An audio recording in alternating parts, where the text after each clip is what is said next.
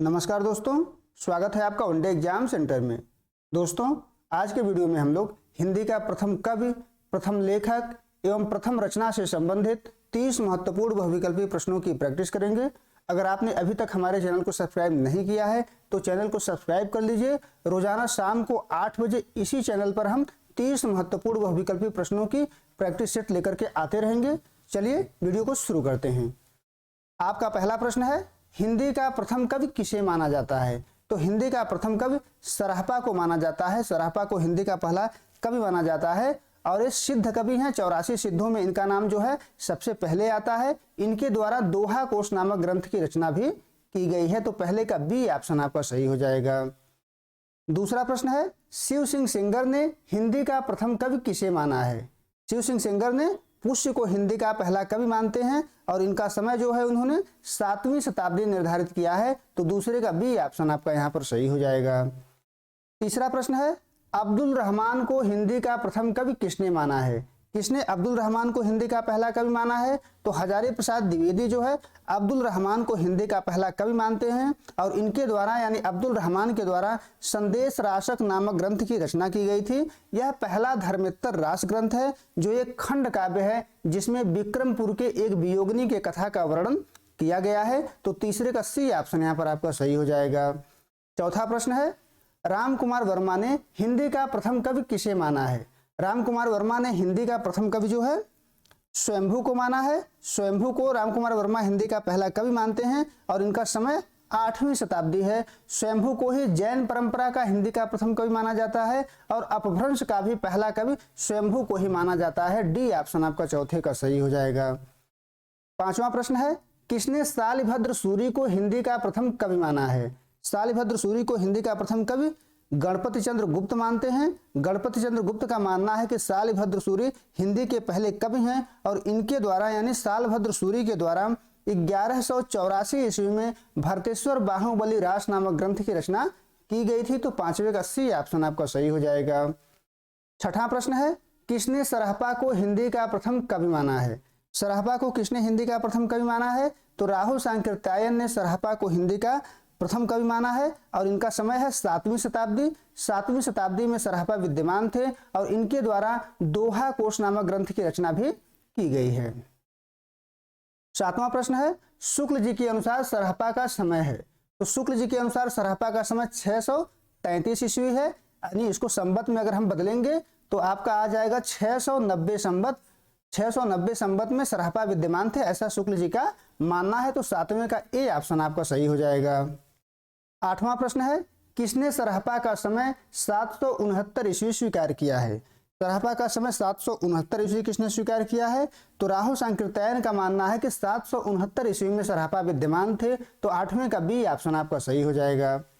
नौवां प्रश्न है, स्वयंभू का समय है। स्वयंभू का समय क्या है? स्वयंभू का समय है 8वीं शताब्दी। 8वीं शताब्दी में स्वयंभू विद्यमान थे। ऐसा माना जाता है कि 783 ईस्वी के आसपास स्वयंभू विद्यमान रहे होंगे। तो नौवें का सी ऑप्शन आपका सही हो जाएगा।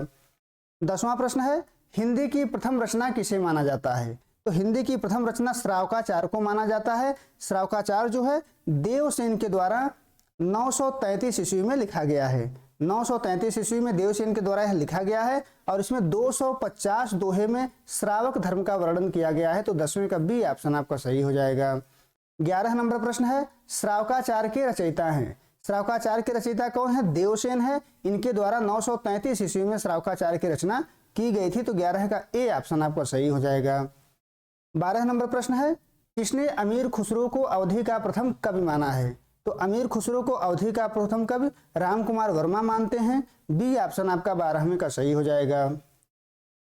13 नंबर प्रश्न है, डॉक्टर वी भट्टाचार्य किसको बंगला भाषा का प्रथम कवि मानते हैं? तो डॉक्टर वी भट्टाचार्य जो है सरहपा को बंगला भाषा का प्रथम कवि मानते हैं। 13 का बी ऑप्शन आपका सही हो जाएगा।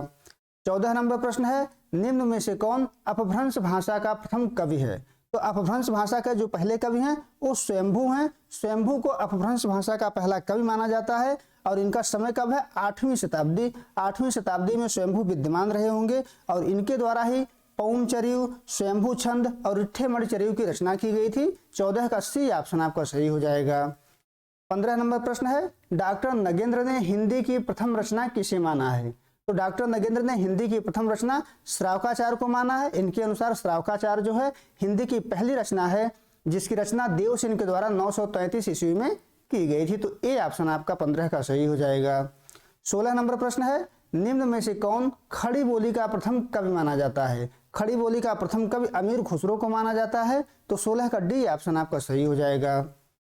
17 नंबर प्रश्न देखते हैं, हिंदी का प्रथम महाकाव्य किसे माना जाता है? तो हिंदी का प्रथम महाकाव्य जो है पृथ्वीराज रासो को माना जाता है।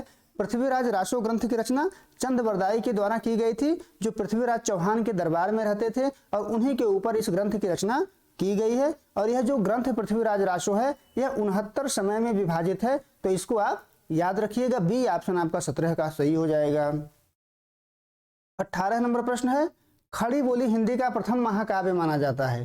किसको खड़ी बोली हिंदी का प्रथम महाकाव्य माना जाता है? तो प्रिय प्रवास को खड़ी बोली हिंदी का प्रथम महाकाव्य माना जाता है। ये जो प्रिय प्रवास ग्रंथ है इसकी रचना 1914 ईस्वी में अयोध्या सिंह उपाध्याय हरिऔध के द्वारा किया गया था और यह 17 सर्ग में विभाजित है। तो इसको भी आप याद रखिएगा, यह खड़ी बोली हिंदी का प्रथम महाकाव्य है। सी ऑप्शन आपका सही हो जाएगा। 19 नंबर प्रश्न है, रामचंद्र शुक्ल के अनुसार खड़ी बोली हिंदी गद्य की प्रथम रचना कौन है?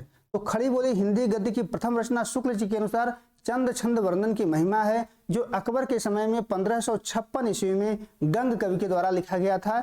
ए ऑप्शन आपका 19 का सही हो जाएगा। 20 नंबर प्रश्न है, नंद दुलारे वाजपेयी के अनुसार छायावाद का प्रथम कवि कौन है? तो नंद दुलारे वाजपेयी के अनुसार छायावाद का प्रथम कवि सुमित्रा नंदन पंत हैं। 20वें का सी ऑप्शन आपका यहाँ पर सही हो जाएगा। 21 नंबर प्रश्न है, निम्न में से कौन अपभ्रंश रास काव्य परंपरा का पहला ग्रंथ माना जाता है?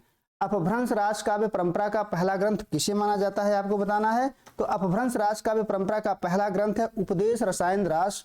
उपदेश रसायन रास की रचना जिन दत्त सूरी के द्वारा की गई थी। बी ऑप्शन आपका 21 का सही हो जाएगा।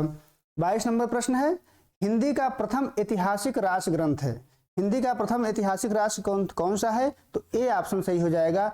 पंच पांडव रचित रास जो है हिंदी का प्रथम ऐतिहासिक रास ग्रंथ है। इसकी रचना सालिभद्र सूरी द्वितीय के द्वारा 1350 ईस्वी में की गई थी। तो ए ऑप्शन आपका 22 का सही हो जाएगा। 23 नंबर प्रश्न है, हिंदी में प्रथम रास ग्रंथ है। हिंदी में प्रथम रास ग्रंथ कौन है? तो भरतेश्वर बाहुबली रास हिंदी में लिखा गया पहला रास ग्रंथ है, जिसकी रचना सालिभद्र सूरी के द्वारा 1184 ईस्वी में की गई थी। तो बी ऑप्शन आपका 23 का सही हो जाएगा। 24 नंबर प्रश्न है, निम्न में से कौन प्रथम धर्मेत्तर रास ग्रंथ है? प्रथम धर्मेत्तर रास ग्रंथ कौन है? तो संदेश रासक जो है प्रथम धर्मेत्तर रास ग्रंथ है। सी ऑप्शन आपका 24 का सही हो जाएगा। इसकी रचना यानी संदेश रासक की रचना अब्दुल रहमान के द्वारा की गई थी। सी ऑप्शन आपका 24 का सही हो जाएगा। 25 नंबर प्रश्न है, रामचंद्र शुक्ल ने संत काव्यधारा का प्रथम कवि किसे माना है? तो शुक्ल जी ने संत काव्यधारा का प्रथम कवि कबीरदास को माना है। 25 का बी ऑप्शन आपका सही हो जाएगा। 26 नंबर प्रश्न है, शुक्ल जी के अनुसार सूफी काव्यधारा का प्रथम रचना है। शुक्ल जी के अनुसार सूफी काव्यधारा की प्रथम रचना कौन सी है?